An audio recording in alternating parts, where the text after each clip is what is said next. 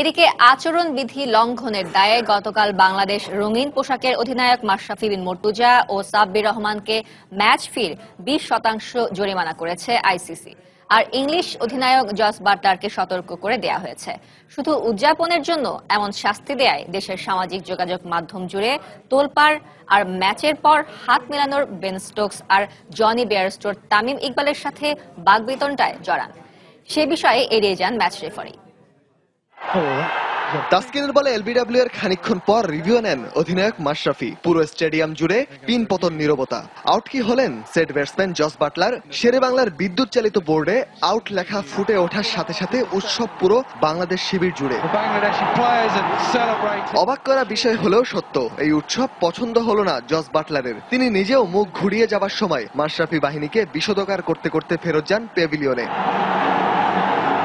Match referee দোষ দেখলেন মাশরাফিদের উল্লাসে, যে কারণে মাশরাফি ও সাব্বিরের ম্যাচ ফি থেকে 20% করে কেটে নেওয়া হয়। সাথে জস বাটলার ও এই দুই ক্রিকেটারের ভান্ডারে জমে একটি করে ডিমেরিট পয়েন্ট, যা 4টি জমা হলে 1 টেস্ট বা 2 ওয়ানডে কিংবা 2 টি-20-র জন্য নিষিদ্ধ হতে পারেন যে কেউ। আর ম্যাচের পর যা হলো তা ছিল অভাবনীয়। ম্যাচ জয় শেষে হাত মেলানোর সময় তামিম ও বেয়ারস্টোর মধ্যে বাক্য বিনিময় হয়। তখন তৃতীয় পক্ষের ভূমিকায় বেন স্টোকস তেড়ে ফুড়ে যান দেশ সেরা ওপেনার তামিমের দিকে। সাকিব ছিলেন নিরপেক্ষ ভূমিকায়।